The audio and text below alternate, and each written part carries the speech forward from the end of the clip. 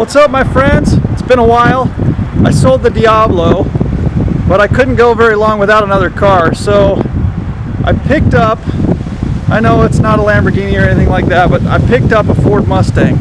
I'm a huge fan of these S197 Mustangs, and there's a couple different ones that I really like. I like the Shelbys, I like the Roushes, and I like the Saleens. It's a beautiful October day here in Salt Lake City, Utah. I love driving fun cars in the fall here. You know, we're higher elevation, so in the heat, you know, you get a lot of heat soak and you don't have as much dense air, and you know, cars are quite a bit slower than you want them to be. But when it starts to cool down in the fall, you can tell, start getting that oxygenated air a little bit better, and you know, the cars just run so much better when it's cool outside. Now these superchargers added to these 3 valves, it's like instantaneous torque. You know, you've got a lot of other videos out there where they do dyno runs and everything, and they pretty much show that, I mean, almost right when you get on throttle, 2,500, 3,000 RPMs is like 400 foot-pounds right away. And with how light the rear end is in a Mustang, that can be pretty dangerous, and that's, I think, why, you know, I mean, whether it's a supercharged engine or not, you know, the 5 liters, all that stuff, you see it, these cars getting in accidents all the time. And a lot of it has to do with because, you know, somebody's got too much steering angle in, they're getting on throttle too hard, and the car just slides, and then they don't realize how fast and how quick of a response you need with the wheel to correct that mistake. Everybody just kind of like slowly, you can see them as they start to lose it. They slowly increase the wheel as the car is turning, and that's not what you need to do. When you lose it in a car, you've got to be aggressive, and you've got to snap that wheel as hard as you can to try to get the car to step back, and you've got to let off the throttle. You know, if you're purposely trying to drift a car and you know how to do that and everything, then that's one thing. But if a car just comes out from underneath you, then, you know, everything at that point in time comes, how do I get out of this situation? You know, and you need to react quickly and harshly, quite honestly. These cars are a lot of fun to drive. There's just something about them that I really love. And, you know, I love high revving V12 high horsepower cars, you know. The tough part is you don't really get to enjoy the power band in those cars because they're so fast, and you're pretty much breaking the law the second you get into second gear on speed, you know, and so you just can't roll through the gears. These cars, you know, part of driving a manual transmission is enjoying shifting the gears, and you know, you kind of get to do that more in something like this. You get to enjoy the low end torque and how the car pulls without having to wait to get to the upper RPMs. And so, you know, in general, do I love a V12? Do I love Lamborghinis? Absolutely. Do I prefer them? Yeah, you know, it's a fine line, but I tell you what, for a daily driver, to be able to just go out and enjoy a drive, these are easy to drive, they're fun to drive, and nothing beats just getting on throttle and having instantaneous response, and puts a smile on your face every time. So my camera stopped recording yesterday, and I didn't realize it until it was too late, so here we are. We're going to start over. This is the car that I just purchased. It is a 2008 Ford Mustang Stage 3 BlackJack Edition. They built about 100 of these cars each year between, I believe, 2007 and 2009, maybe 2010. And the BlackJack editions, you can tell, are just pretty much black on black on black.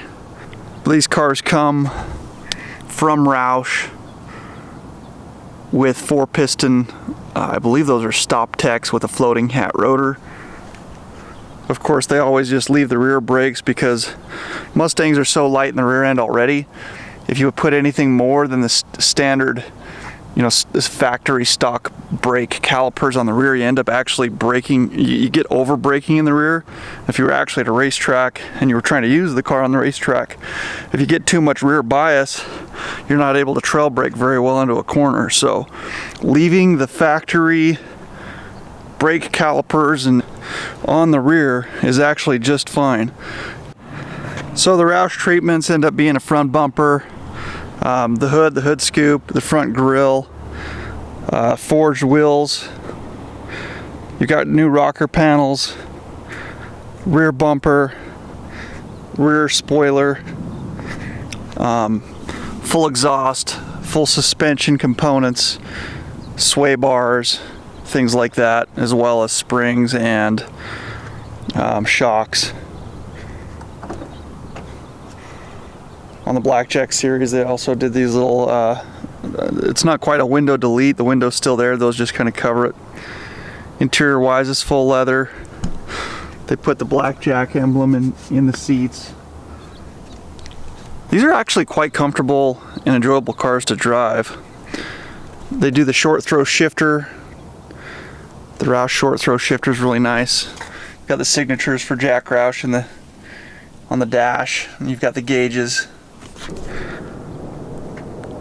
And then coming under the hood, you can see that they did the Roush supercharger. This one's polished because it's the BlackJack series. They do, you know, some little upgrade caps. They're billet aluminum, I believe. I don't know where they came up with these, but they look pretty cool to cover up the shock towers. They do an ECU tune. I believe that's Jack Roush and Bob Bondurant. You get a little numbered placard from Roush. 380, 360 rear wheel horsepower. It's noted that it's a 430, 400 torque. You know, it doesn't take a whole lot to squeeze a little bit of extra power out of these cars. But quite honestly, that much power in one of these is it's enough. It's a lot of fun to have that much power. But you know, if you upgrade your tires to something a little bit stickier in the rear, then it's okay to upgrade the power. But if you don't put on proper tires, then you're just going to sit there and spin the wheels anyways. I love these short throw shifters by Roush. I swear, I don't know if it's basically the same as the Hurst. I've had, I believe, a Steeda in the past, one of my other Saleens, but this one is so short, and it's actually just a hoot to drive. This car does come with a start button. You can actually crank the key and it'll start, or you can just put the key in, kick it over to on, push the start button.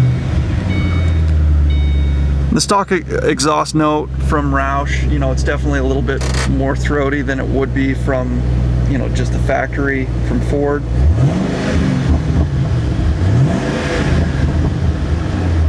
But it's nothing to write home about. Noted before, there's Roush, there's Shelby, and there's Saleen. And all three of those companies got approved to be OEM, which is original equipment manufacturer. So anything that they get and do to a car, the original factory warranties still stick with the car. So they put a supercharger on it, you still get the factory warranty from the engine and stuff like that. So Ford has basically chosen those guys to be partners of Ford to be able to build these cars. And at the end of the day, they do a ton of different things to these cars, and they do make a lot of changes. And so they aren't a typical Mustang. They, you know, there's the Mustang emblem here in the center of the wheel. But that's really about it that tells you that this is a Mustang. It's a Roush Jack Black Stage 3, you know, that was from the factory as a Mustang. But so these different companies, they get allotted a certain amount of cars each year, and then they take those cars that come off the factory floor, they take them over to their facilities, and they put all of their treatments on the cars. So they really are not a typical factory-made Mustang. You know, I think that's why when it comes to Shelby, there's a lot of Shelby cars that are built at Shelby America, and then there's cars that are built at Ford factories that have the Shelby name on them. So there are you know, the diehard Shelby enthusiasts prefer the Mustang that got taken to Shelby America and got built there versus being like the GT500 that was built at the factory. You know, Shelby would take some of these GT cars and they would turn them into the Shelby GT or the Shelby GT SC, which would be the supercharged version. Saleen did the same thing. You know, Saleen took their car and they had the base model Saleen that had the suspension package and the body package and the interior package and stuff like that, but they didn't do anything really to the engine. And then they did the Saleen SC, which would be the supercharged version, and then they did the Saleen SC Extreme, or just the Saleen Extreme, and it was supercharged. It actually had a built motor, so the internals were done at Saleen's factory. You know, the smaller pulley on the supercharger, bigger injectors, all the stuff for more power.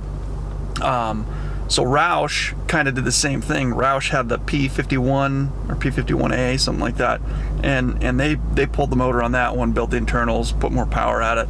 But you know, each one of those companies, Roush, Saleen, and Shelby, all kind of do the same thing to the Mustang, but in their own way. And I've had all three of them. They're all super fun cars. I've actually got a Saleen Extreme coming in. I've got a Shelby GT SC that I sold locally. That's one of my friends. So maybe I can get all three of these cars together and we can kind of do a comparison of each one of these cars and the things that, you know, Roush and Shelby and Saleen did to them, and you know, you can kind of pick which one you like the most. And we can drive them each and see if really there's any difference in between them, but I can probably drive them, give a good, you know, experience behind the wheel, and let you guys pick which ones you guys like the most. Enough, I say I hope the Saleen's here, and there it is in that car hauler right there. So the car is here, and I get to see what she looks like in person.